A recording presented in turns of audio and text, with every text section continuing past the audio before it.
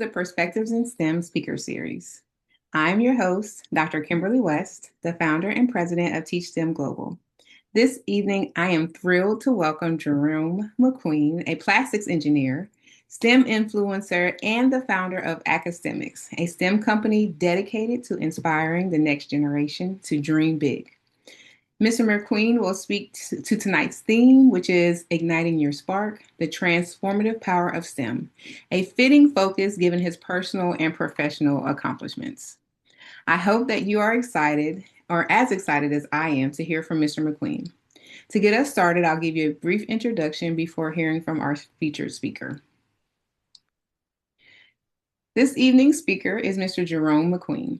He has been recognized by Forbes magazine as one of the top STEM influencers bridging the gap for underrepresented populations of STEM. Mr. McQueen possesses a love to see children reach their full potential in life. Starting college with a 1.4 GPA, Jerome has defied the odds of success to become an influential figure in shaping the livelihood of the next generation. He teaches how to put your mind on a goal and to pursue it with all that has been given to you. Mr. McQueen credits all that he has achieved to his God, parents, and the teachers that saw something in him that he didn't see for himself. I love that. As a teacher, I love that. His singular mission in life is to open the door for the next generation of STEM professionals to brighten America's future. On a personal note, I had the privilege to connect with Mr. McQueen in 2024 when he graciously donated a little more than 50 STEM kits to our professional development series in Ghana. And it was amazing opportunity to see those kids, just their excitement on their face. And so his generosity is not only being, spread here in America and blessing students and children here in America, but also children in Adenta at the Adenta Community School in Adenta, Ghana, West Africa. So with that being said, thank you for joining me this evening, Mr. McQueen. I am beyond excited to speak with you, and I'm so thankful that you are with us this evening. Thank you for having me. I'm so honored to be here. I was just so elated. I got the email that you wanted me as one of your speakers in your speaker series. So Yes. I am so elated to be here. Yes.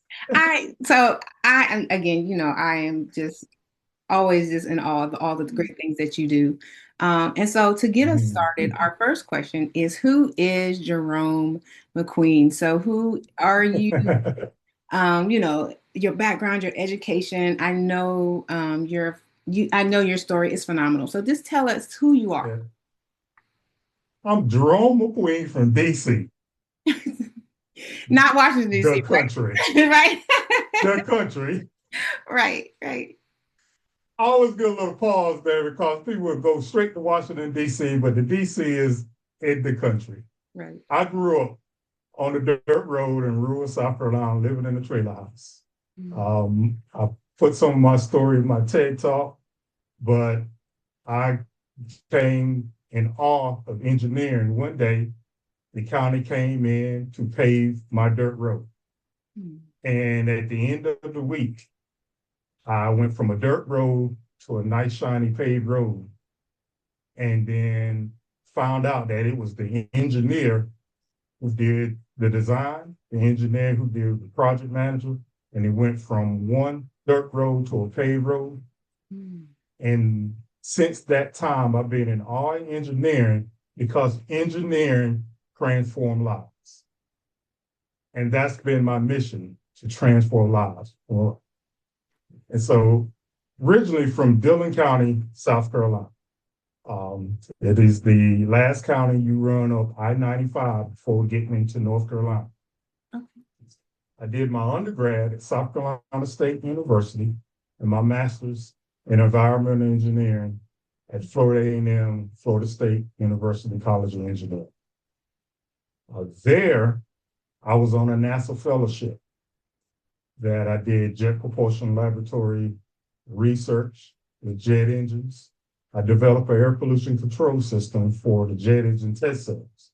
So a lot of people don't know, before Delta, Northwest, American, United put an engine into practice on a plane, they sent it to NASA to have it tested. and I worked in one of those test cells, testing jet engines.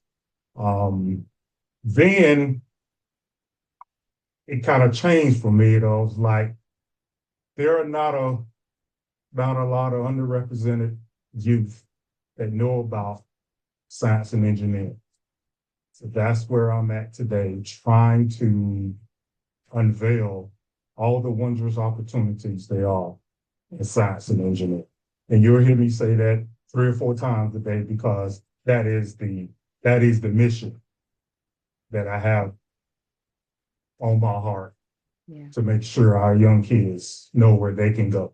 Right. Yeah. And I say all the time, if you can't be what you can't see, right? So you have to be exposed to it, and so like you, that I think, because like you, I know I wasn't exposed to some things, and then you get out and you go, oh, that's a thing, I could have been done that. So like you, Right. I have that same kind of passion to do as much exposing students to different avenues and doors and opportunities that they might not know exist. So I'm with you on 110%.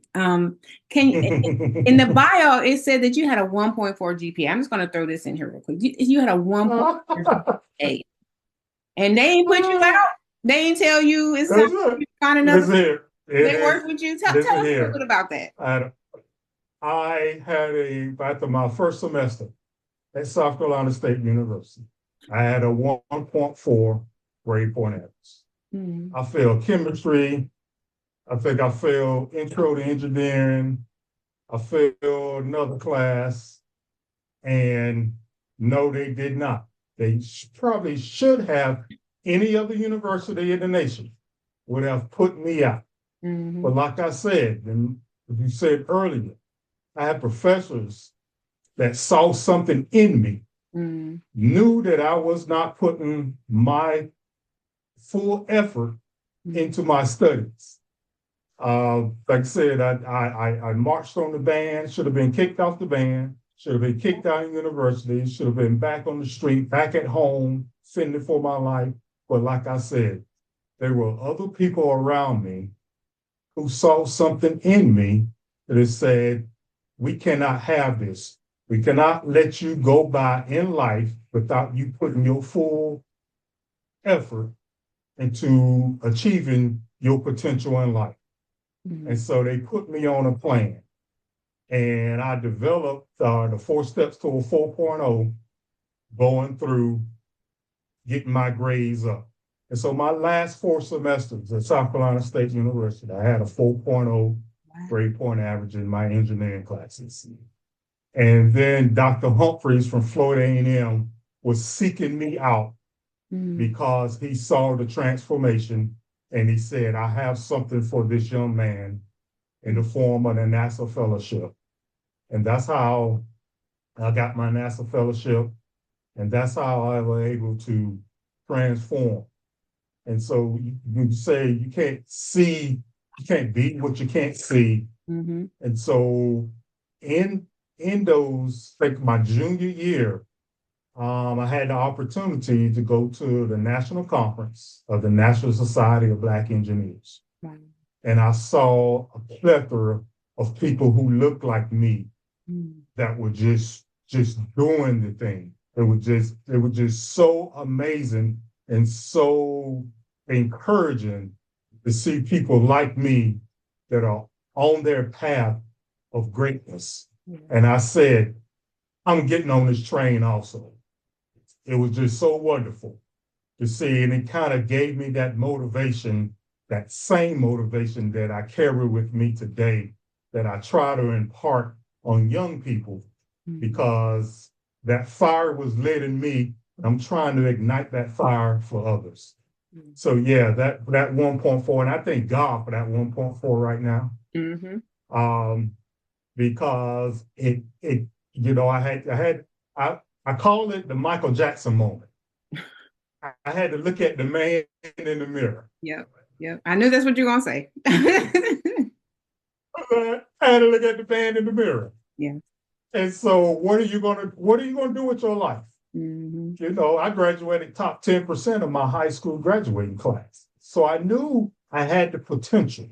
Mm-hmm. But there are two types of energies, potential and kinetic. Yep. I had to turn that potential into action. Yeah.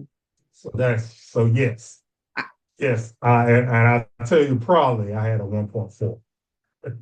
and I think I love that because like you said you had that potential, but you weren't working up to it. And it does take a community. It does take that village. It doesn't Yes, matter if you are kindergarten through 12th grade or if you're in college, right? To wrap their arms around you, to say, I see something yes, in you that you don't see. And so I right. listen, I'm with you saying that. Thank God for that 1 point, right? Because it propelled you to be where you should be. And it also just reaffirmed that you have it, right? And that you could do it. You could do it. I Yes, mean, I love that because yes, there's so many people, there's so many young men and young women who are out there who that's mhm, their story, but they don't have the community or yep, the people around them.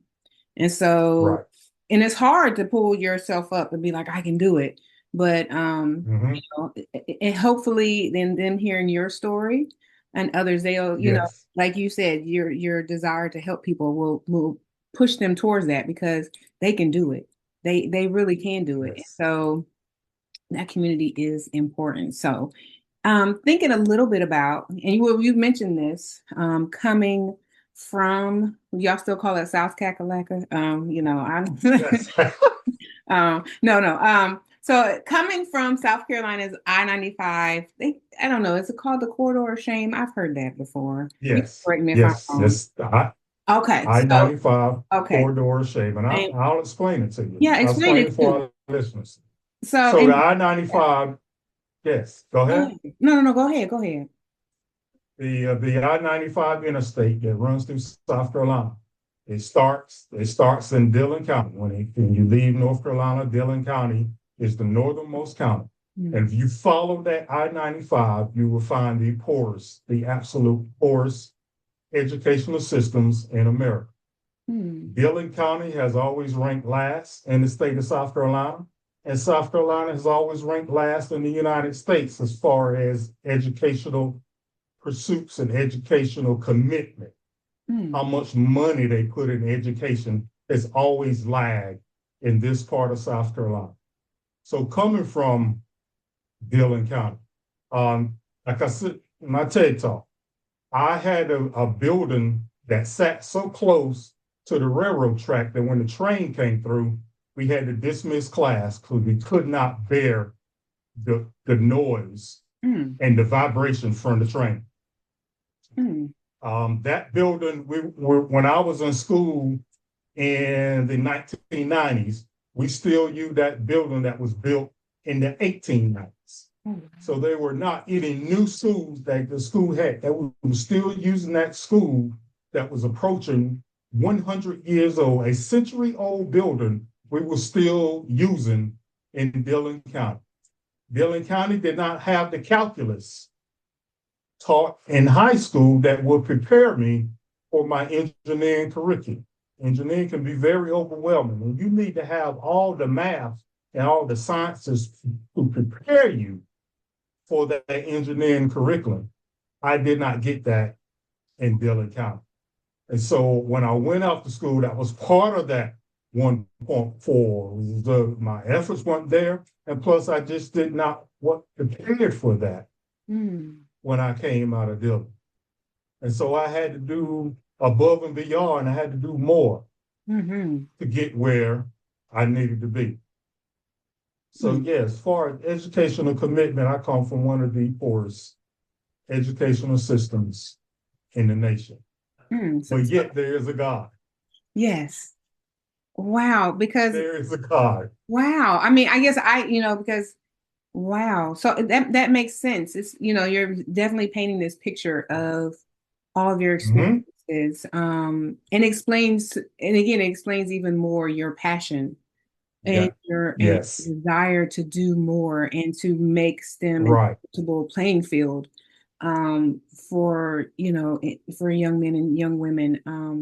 I just, Yes. I mean, when I was preparing questions and I saw that, I said I want to ask, but I didn't really understand the context. So thank you for giving us the context as to why Yes, I consider that. And again, it just builds another layer into understanding your passion and your desire yes, about education. 100 year yes. old building. That's I can't imagine. That's right. Exactly. Can't Exactly. can't That, imagine. I you know, mean, that didn't have air conditioning. yeah, yeah. I mean, I just can't imagine what's and why or wow. Yes. So Yes. let me go back here for a second. You said that you started as a NASA graduate fellow and you began your career with NASA. What led you to focus on plastics engineering and environmental solutions? I know you, So actually, my focus is in environmental engineering. okay. Okay. Um, and so I wanted to I'll tell you about just like my hometown has shaped me. Mm, Every time it rained, it would flood downtown. mm, Every time it rained, we would have to find an alternate route to get to the other side of my hometown. mm, And so my life has been fueled by the question of why mm, and how. mm, And so I wanted to know, why does it flood like that? And mm, how can we make it better?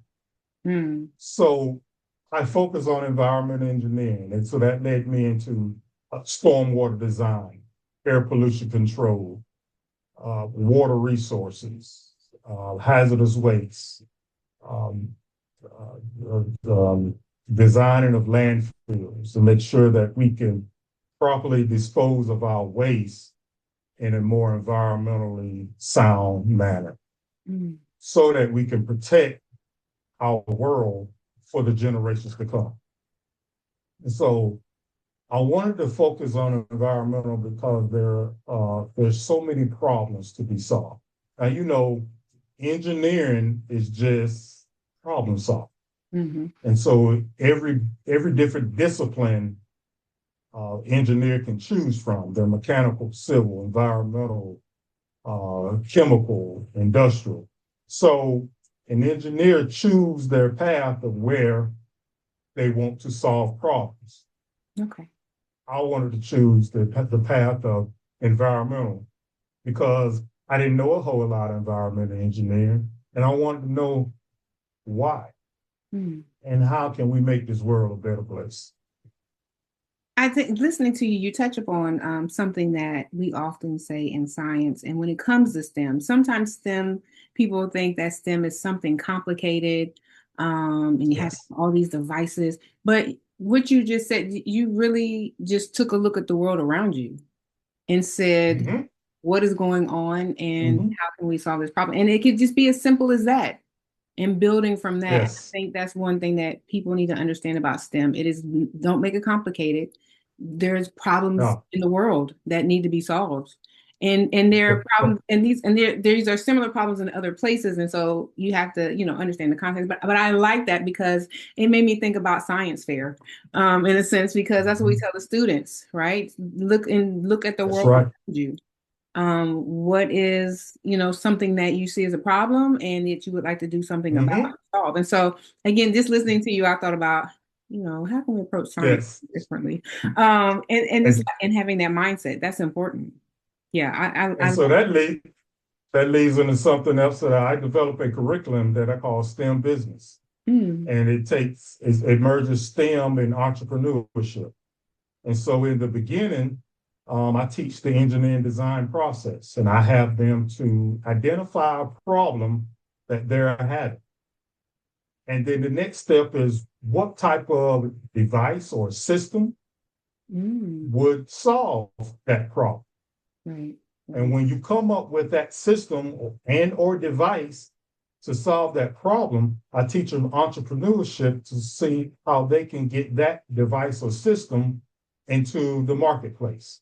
And mm, so you'll love this, Dr. West. The best kind of project um, that we had a design solution from a young lady, seventh grade. mm, She said when she get to her locker, her hands are full with her books and she cannot open her locker. I mm-hmm, said, okay, what's your design solution? she said she's going to develop a face recognition locker system where the locker scanned her face and open up just for her. And I was like, that is the most magnificent idea that I've ever heard, coming Mm. from a seventh grader. Yeah. These are the type things that our young people Yes. think of. Yes. And you talked about the community. If our community wrapped around that, that is $1 billion idea. Sure is. Sure is. That's $1 billion idea. Knowing science and engineering can create a whole new livelihood for our young people. Yeah. There are about 25% of the jobs that they will do is not being created yet. Mm-hmm. And so we have to, like you said, wrap our arms around our young people, show them that, STEM is not something to be prepared of. Later on, you're going to ask me, why do we need to start so young? Yeah. Yeah.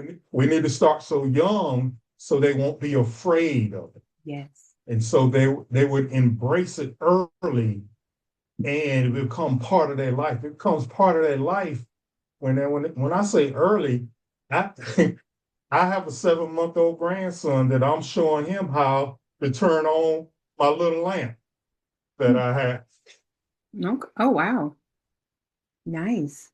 So I'm trying to show him, so they won't be afraid of it. Yes. And I like to I like to start young with the fun parts with my kids to show them, hey, engineering is fun.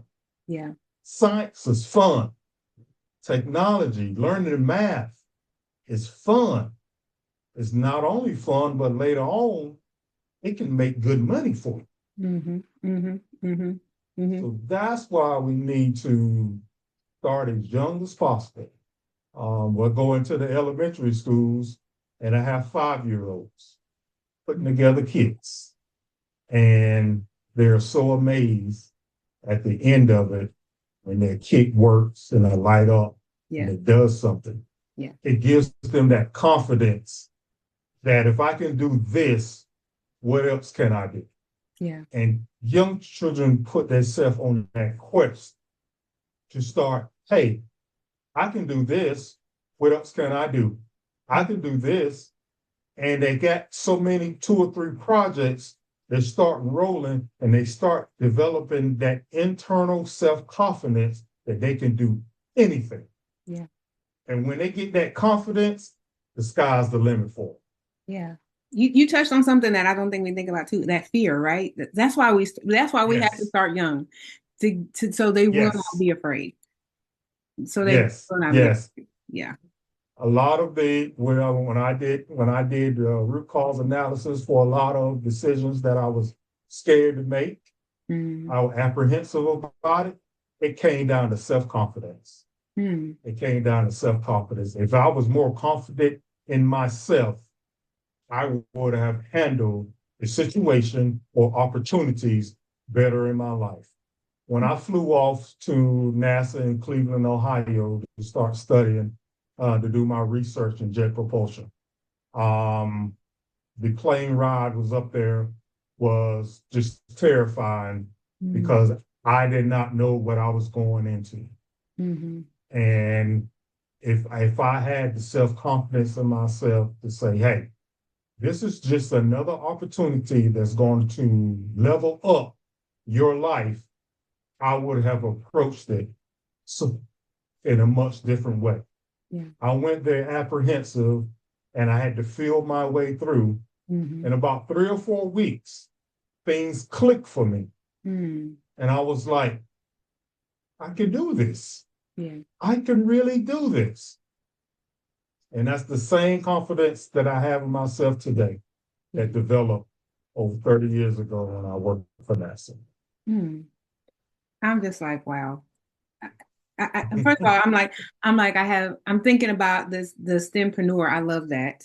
I love that. I love the facial recognition with the, like, I'm like, what do we need to do? Like, How can we get Yes, right. everywhere? How can we get this How developed? can we get that Right.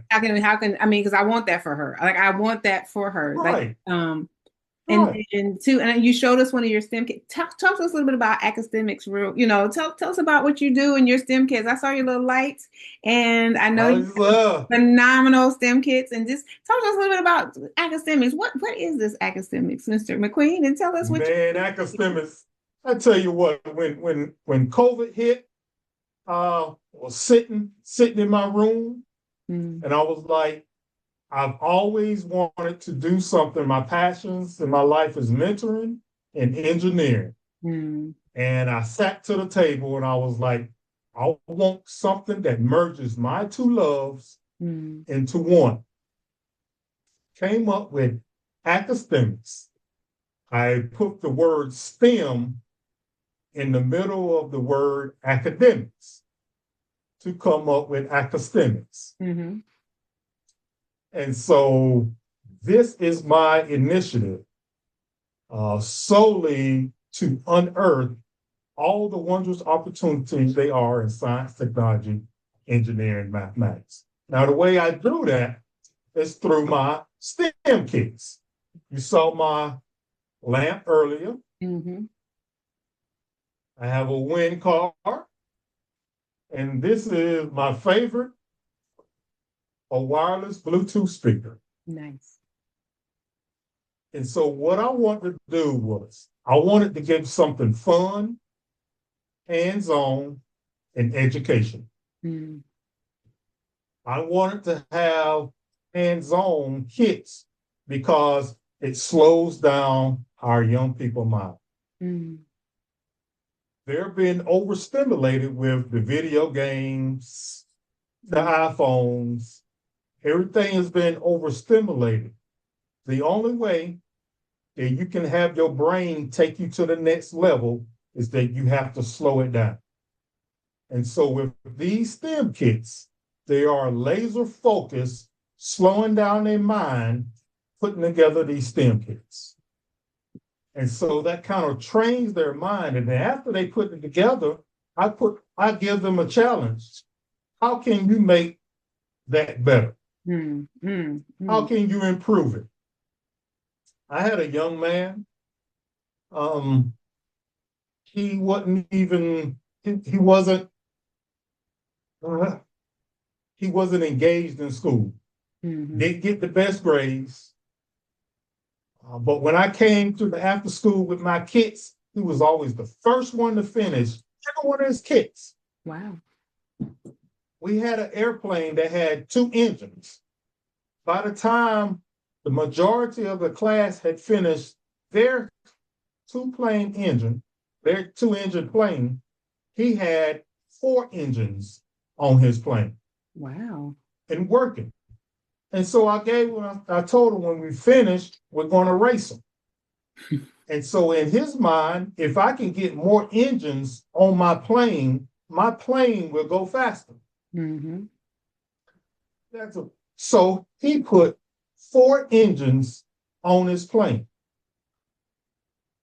And I was nominated for President Biden's STEM Award. Oh, wow. And he actually wrote a paragraph for my recommendation. Oh. Right.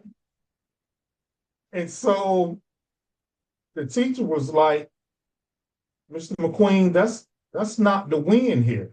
And I was like, what are you talking about? Yeah, what are you talking about? She said, we finally found something that this young man wants to write about. Hmm. We asked him all year long to write a paragraph. Hmm. He finally found something that he loved to write about. Hmm. And in the paragraph, he said he wanted to be an engineer, just like Mr. McQueen. Okay. Those are the type of stories Yes. that those are the type of stories we're talking about the transformative nature of STEM. Yes. Not only he used his hands and his head to create a quadruple engine plane, but we got him to start writing. Mm. And I was able to leverage, say, if you want to be an engineer, you have to not only be good at this, you have to be good at the rest of your subjects also. You got to be good at reading. You have to be good at English, at writing. You have to be good at science. All these in here. And it lit a bulb in him. And it said he needs to take his education more seriously so that he can become an engineer because he loved using his hands and his mind. But the education got him to understand that. And now he's actually a senior in high school, about to graduate this year. I'm just like, wow. Wow. Yes. I mean, Yes. I'm speechless. But that is the power, right? Like, Yes. and as an educator, you know, we sometimes we have to work within some frameworks or some boxes, and to know That's right. that was something that unlocked something within him to help him to understand that he has potential. Because sometimes, you know, teachers or people, other people, not necessarily teachers, will write off individuals and say, well, they just won't do whatever. Yes. But they have it with they have it within them. We just have not tapped in to what motivates them. Yes. And we have to take the time to do that. We have to make the time to do that. Yes. And I like what you said also about the slowing down, and being and slowing down your mind. I guess even after COVID, you know, everybody had a Chromebook. Everybody still has Chromebooks, and I know they're a valuable tool. But sometimes we make the mistake we don't show our students how to appropriately use these tools, right? And so, and there's part of me too has gotten back to some paper and pencil type things for this very purpose that you say. Slow it down, son. I want you to understand that writing has a purpose. I always, you know, I always joke and say it goes from your fingertips to your brain. And, you know, so, and I said, y'all learn differently. Y'all new type of generation of teachers. But there is something that goes with slowing that down and getting your thoughts. When you slow down the mind, you get to tap into the innovative juices that your mind has. Yeah. Just like you say, writing with the pen. You slow. You have to think about that word when you're writing. Yeah. It slows down. Slows down, and you're able to, you know, that's where creative writing comes from. Yes. Yes. And I mean, and it also keeps them away from ChatGPT and all these other things that they like to look up and think that that's the fast way. Fast isn't always the best way, you know. It's not the tortoise and the hare still true today, you know, like that's right. It's still true today. And so I love that. You've definitely spoken to, and I guess I'm just kind of speechless because I'm in awe when the teacher said that real victory is that he wrote something. And so I just am like, that is definitely an example of something that you said speaks to the transformative power of STEM. And academics, yes, those STEM kits are amazing. I mean, I can't even so say it enough. They are. It gives them so it's like when they open up the box and they see all these pieces, you know, they have no concept of that in another hour, you follow the directions, you're going to have something that's going to light up or move or blow air or do anything that it's supposed to do. Yeah. And at the end, it's like, did you know an hour ago with all those pieces that you're going to create something? Yeah. Yeah. And when they create something, you know, it gives them that confidence within themselves. And you know, and when we were in Ghana last year, and we gave out the STEM kits because it was a grade 7 STEM, right? And so old school me is, where are the directions? They opened a box and it was like they just knew. And I was like, how do they know? I'm like, again, old school me is like, does it have all the pieces? Is it all, Yes. Yeah. like it says I need this. They just went right to it. And that was magical in Right to it. itself to know that Yes. they just Yes. went to it and then they did pull out the instructions. They did. Yeah. But Mhm. just the fact that they could see that connections and see the Right. bigger picture, you know, and be able to just And and go with it. I was like, oh, this is yeah. amazing. Yes. And so the thing, and also about STEM, they could start on it without the directions, but sometimes they get to a point where they may be going down the wrong path. And so what's so great about STEM, you can always step back Yeah. and rechart the path and go down the right path. And what you learn is don't go down that path anymore. Yeah. And so people, we're of the age where we had Formula 409 to clean our kitchen. Yep. You know why they named it Formula 409? No idea. No. Because it took them 409 times to master that chemical formula. No, really? That's why it's called that? That's where that's where it's called Formula 409. And so how many of us will have the audacity and the wherewithal to try something 409 times to get it right? Mm. That's another transformative nature of STEM. Yeah. You keep trying. If it doesn't work the first time, you know not to do that again. Try it this way. Try it this way. Keep trying. That's some resiliency. Do your 409 do times? your 400 do your 409 times. Oh wow. And you know what else too? I loved it. I'm just like, wow, 409 times. After 10 times, I'd have been like, let's do something else. I mean, Exactly. I'm so impatient. You about to get a good 3. Right. I was say the 10 was a stretch. I was trying to sound kind of decent there. Like I had a little bit of patience. I don't have that much patience. Right. So you got a good 3.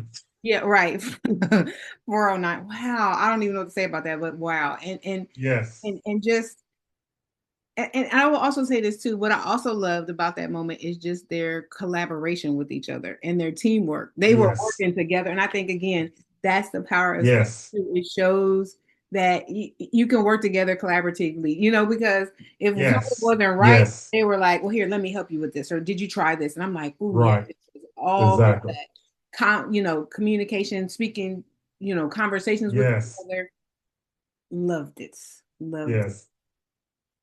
Those are the STEM skills that I also teach with my STEM kids. Yeah.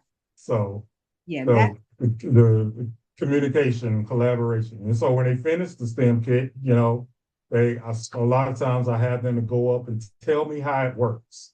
Tell me this. Tell me if we do this and that happens, tell me why that happens. And I will say this too. I know we had spoken about it afterwards, when I was over there, but I literally had to leave the room just because I don't like to cry in front of people. I'm not those people, but when I tell you, and when I tell you, I wish you could have been there. I just wish you could have been there and just you get overwhelmed. The excitement and the joy and the light bulbs and all of that, and just knowing that this is something that they could pursue if they have the interest. That's I think that was the most defining moment for me, was that day. And I'm sure they were probably looking like, where is she going? I just got to step away for a minute, because that was amazing. I mean, it was, I'm going to stop saying, but that was truly an experience that I will never ever forget. And just to see the kids, because they had the planes. We're going to do it again. Okay, yeah, we're going to do it again. We're going to do it because we're going to do it again. Yeah, we're going to do it again. And listen, this time you're coming with us. Oh, Family coming with us. I'm saying, because I want you to get that same feeling to know that, Mm-hmm. you know, there is something about that. Okay, and we'll talk later about that. But that was amazing. I want you to have all the feels I had. So, um, Yes. so I want to talk about this STEM influencer, right? I'm like, so what does it mean to be recognized by as a STEM influencer by Forbes and others? And you've done a TED Talk. Yeah. What does that mean, and how do you leverage that influence to reach underrepresented groups of students and individuals? I tell you, it was an honor, because of what I'm trying to do and to be recognized by such a magazine as Forbes magazine. So what I'm able to do, how I leverage that, I'm able to walk in any boardroom in America and says, I was recognized by Forbes magazine. I asked CEOs, have you been in Forbes magazine? I have, but not because I make a lot of money. Right. It's because I want our kids to have a better opportunity in science, technology, engineering, and mathematics. And so I get the heads to turn to at least listen to me. And I was like, if you listen to me for just 5 minutes, and I tell you a couple of stories, you're going to want to make sure that we invest in our kids. And that's what it is. It's an investment for our future. It's an investment for their future.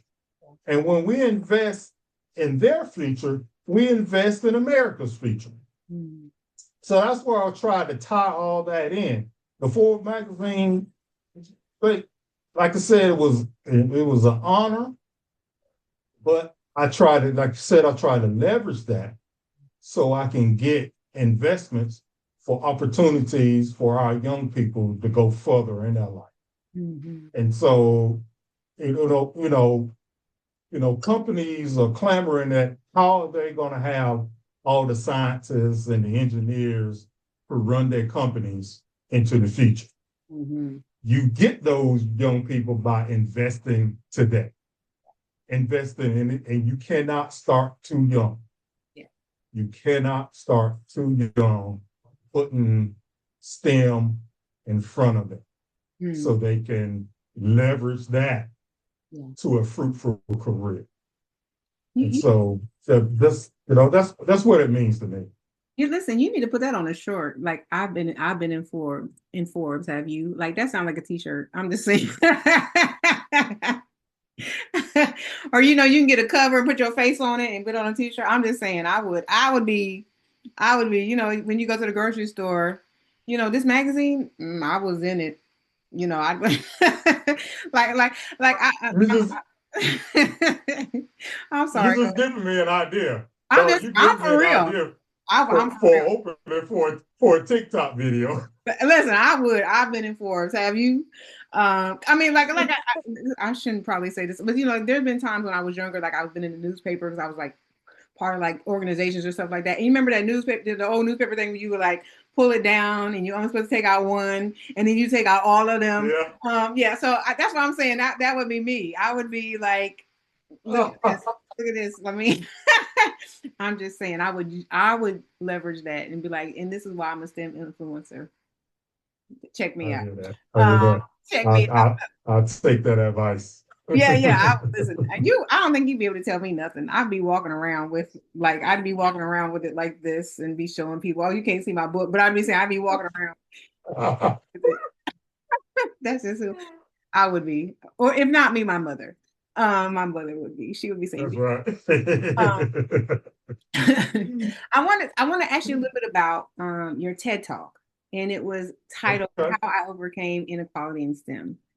What was your key takeaway, especially for educators and policymakers? Because, right now we're experiencing some cuts in education, and sometimes the sciences and STEM programs are getting cut. So, what would you say to educators and policymakers who may be wanting to shy away from the investment or even looking to improve? What would you say to them? So we have to be strategic. This whole country and this world we have to be strategic. We're looking at technology is unfolding and changing at such a rapid pace. Mm-hmm. How are we going to keep up with that pace of what technology is moving towards if we do not invest in our kids today? Under this current administration, I hate to say it, I'm not, it is what it is. Right. We're going to miss a whole generation of development that we need to have. We don't need to be pulling back. We wasn't even doing enough in the first place. Yeah. Yeah. There's no way we should be pulling back. It burns me up to see how we're not increasing the funding for science, technology, engineering, and mathematics. We're going to be left out in the cold while the rest of the world moves past us and overtake us. If we do not invest in our technology today, the rest of the world is going to eat us up. We may be learning new languages so that we can communicate to our new bosses. If we do not make sure that we're on this path to make sure we do that investment so we can reach the full potential of our people, I'm lost for words because I'm so upset that we cannot get what we need from our administration, from our policymakers, from the lawmakers. I have to find a way to show them how we're going to be behind.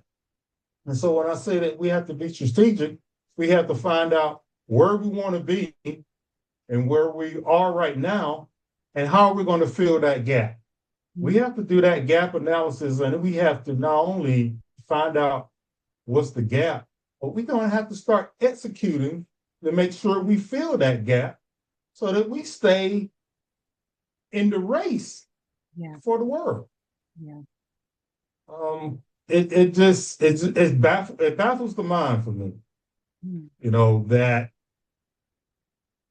our policymakers and our lawmakers do not see what's really right in front of their face. To call yourself smart and you can't see this, I think you're probably blind, or turn a blind eye. Yeah. I mean, yeah, it's like they like to say, the future is now, and we got to invest in our kids. Yes. There's no way around it. Yes. We have to, yes. and it's not just academic, whether it is social, whether it is emotional, right. It is all of yes. other things that, because, they're glued to their phones, they're glued to their devices, whatever. Yes. And we need to take some time to help them realize that there's true connectedness in this world and being present in the world, and that they can make a difference too. And I think you said something powerful when you said, learning a new language to speak to their, their bosses and things like that. I mean, I don't think that people want to acknowledge that, but that is a reality. That's right. This is where we're headed. That is a reality, because there are, companies here in our country now that are foreign-run companies that, so it's just, it will increase. And also what's happening, they're bringing in engineers from foreign countries to fill these positions that our kids can't get because they have not been developed to get those positions. Yeah. They haven't been educated to get those positions. Yeah. And so, they come here and we have to, work for them. Mm-hmm. And so, it starts with that investment today, and we have to go above and beyond of what we're doing now. Yeah, you said a whole bunch there. And again, our future is dependent upon it, whether we want to accept it or acknowledge it. It truly is. Yes.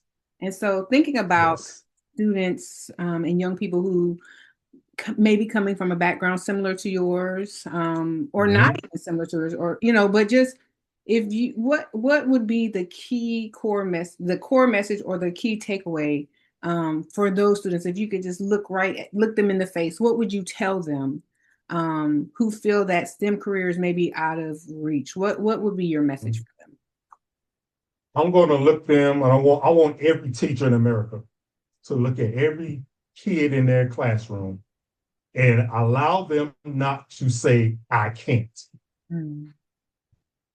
When I when I put STEM kits in front of them, they open up the box, they look at the pieces, they look at the directions, and the first thing they say is, I can't.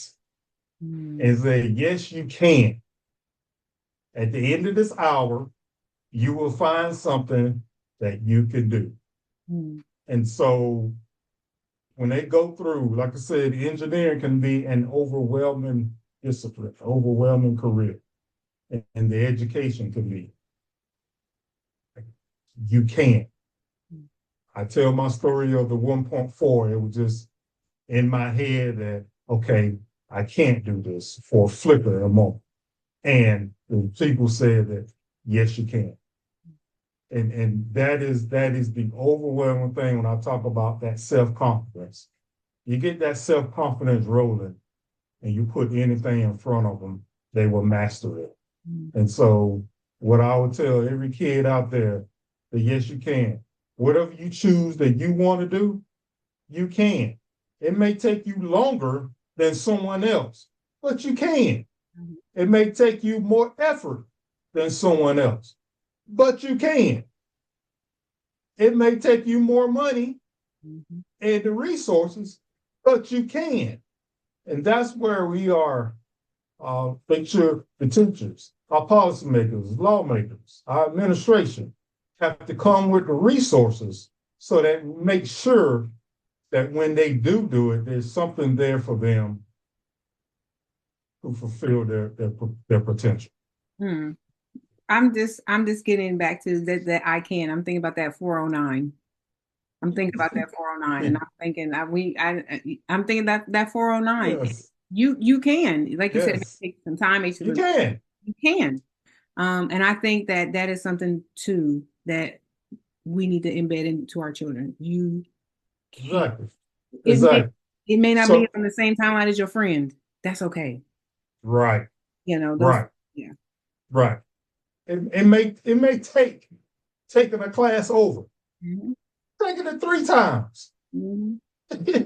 So what? You know, Mhm. I like to tell the story of Lonnie Johnson. So Lonnie Johnson, inventor of the super soap. Mhm. However, in high school, during the time he was in high school, the state of Alabama did not allow blacks to participate in the state science fair. Mhm. The first year they allowed, and Lonnie Johnson was the first one that they allowed in the science fair. He won the science fair in his class. He won it at his high school. He won it for his region, and he won the Alabama State Science Fair. This is all in one year. Mhm. He went on to study mechanical engineering at Tuskegee, getting an undergrad mechanical engineering, a master's in aerospace engineering, and he studied and developed. He was on the development team for the B-2 bomber, the stealth bomber, Mhm. that flies in the enemy territory without being detected and dropping bombs. But on his off time at home, he was trying to develop water as a more environmental friendly refrigerant than the refrigerants that we have out there now. And so while he was doing that, he had this apparatus in his hand that shot water across the room. Mhm. He looked at it again and it shot water across the room again. That was the genesis of the Super Soaker water gun. Mhm. he had it patented, and he licensed Hasbro to manufacture the Super Soaker water gun. Mm. Hasbro was cheating him on his royalties. He took him to court, and in one fell swoop, he got awarded $73 million at the stroke of the judge's gavel.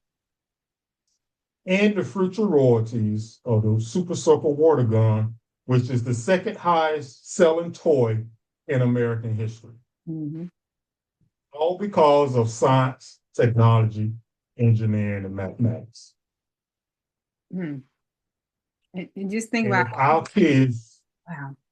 I'm sorry, go ahead. yes, Wow. no, I said if our kids can get hold of those creative juices, Yeah.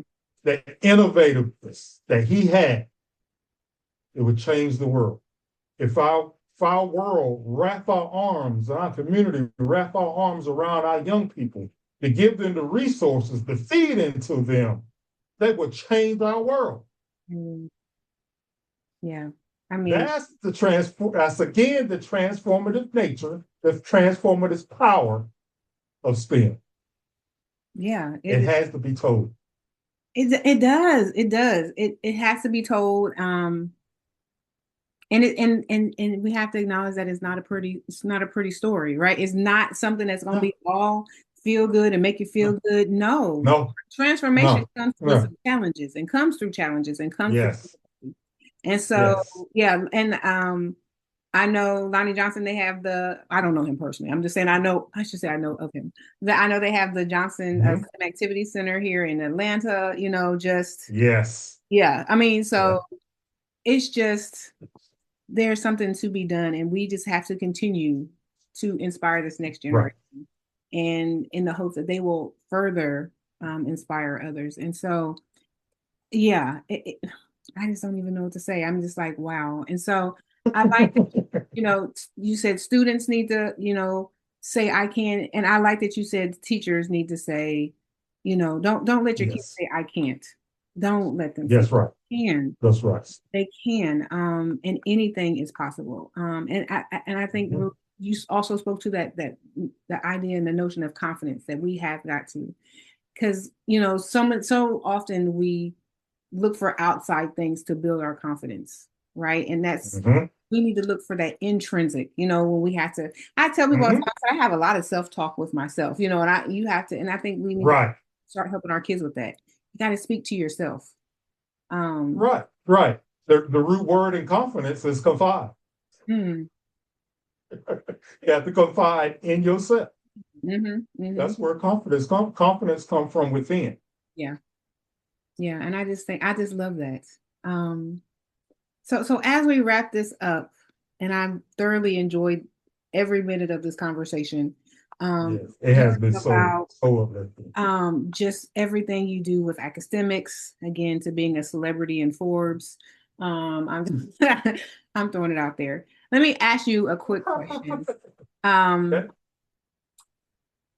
If you could create a dream STEM kit that doesn't exist yet, Mm. what would it be? What would Oh you do? wow.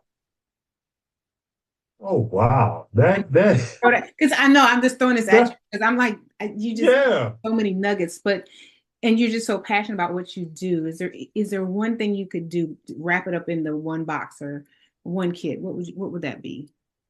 So I don't know the specifics of it, but I know what the objectives would be. Okay, I It can. would be it would be a STEM kit that would transform the world. Mm, We have places in Africa that does not have clean water. mm, You know, how can we generate filter clean water for them? We have places that need to places that we can't grow crops.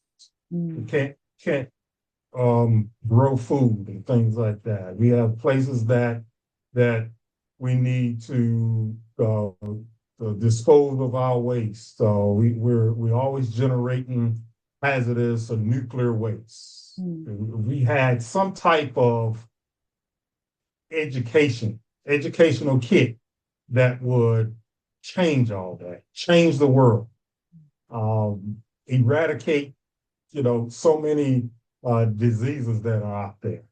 Um, we have so many problems that needs to be solved. If we could have a STEM kit that could educate our young people on how to solve some of those problems, that would be my ultimate. That would be my ultimate. Yes. It would almost seem like I had a stamp on the world somewhere. Yeah. Yeah. So yeah, Well, listen, you are doing that's the path I will go down. You are doing it. You are making an impact. You are changing lives. You are opening doors for individuals, showing them that there is a future and a hope, and that they Yes. have the potential within them.